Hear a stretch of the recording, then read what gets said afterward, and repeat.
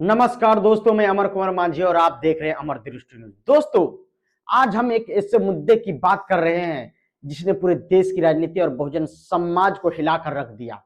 जी हां दोस्तों, बात सिर्फ एक कानून की नहीं है, बात है उस कड़वे सच की जिसे हम अक्सर भाईचारे के नाम पर दबा देते हैं। यूजीसी के एक फैसले ने यह साबित कर दिया है दोस्तों कि देश में जाति आज भी उतनी ही बड़ी सच्चाई है जितना कि जीवन और मृत्यु। दोस्तों, बीएचयू से उठी इंकलाब की आवाज। सबसे पहले एक तस्वीर देखिए। काशी हिंदू विश्वविद्यालय यानी बीएचयू में हजारों की संख्या में दलित, पिछड़े और आदिवासी छात्र सड़क पर उतर आए हैं।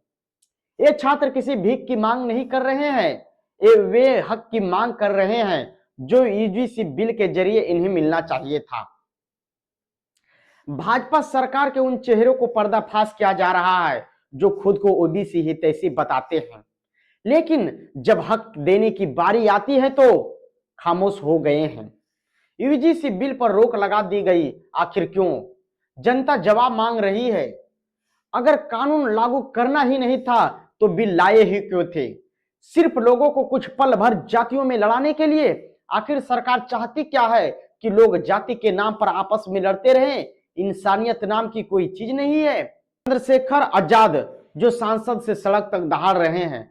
सोशल मीडिया पर इस वक्त सबसे ज्यादा चर्चा में चंद्रशेखर आजाद की है, क्योंकि जब बड़े बड़े सुरमा चुप थे तब ये शख्स डटकर खड़ा था।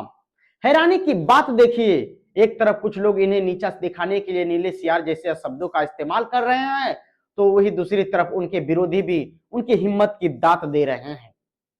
सोशल मीडिया पर एक पोस्ट वायरल है जिसमें एक स्वर्ण रेजिमेंट के हैंडल से लिखा गया, हमें चंद्रशेखर आजाद जैसे नेताओं की जरूरत है जो कम से कम अपने समाज के लिए लड़ना तो जानते हैं। ये साफ दिखाता है कि जब आप अपने हक के लिए लड़ते हैं तो दुश्मन भी सम्मान करने पर मजबूर हो जाता है। आपने टीवी पर वो बहस देखी होगी दोस्तों, जहां एंकर बार बार चंद्रशेखर आजाद को फंसाने की कोशिश कर रहे थे। सवाल पूछा गया, अगर कोई ओबीसी लड़का एसी एसटी छात्र को प्रताड़ित करे तो? चंद्रशेखर आजाद का जवाब सुनिए। उन्होंने साफ कहा, अपराध कोई भी करे, कानून सबके लिए बराबर है, लेकिन आप हमें आपस में लड़ाना बंद कीजिए।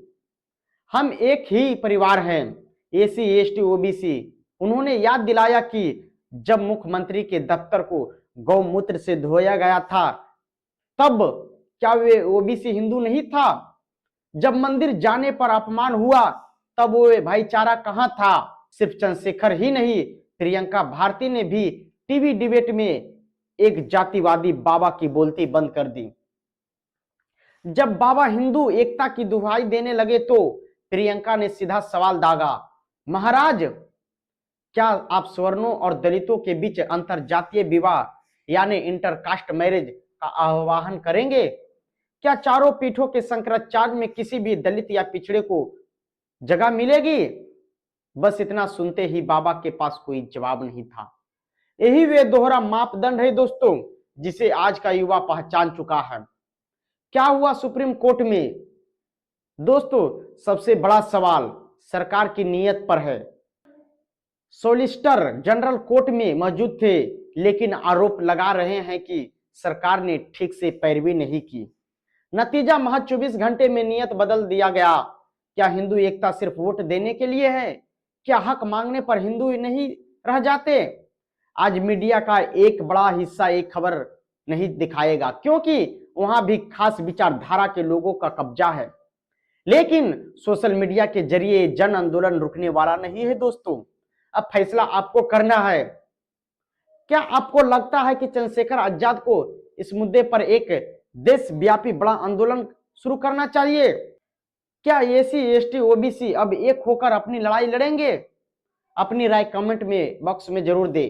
वीडियो को शेयर करें ताकि हर उस व्यक्ति तक पहुंचे जो अभी तक सोया है। जन जागृति इस मुहिम से जुड़े रहने के लिए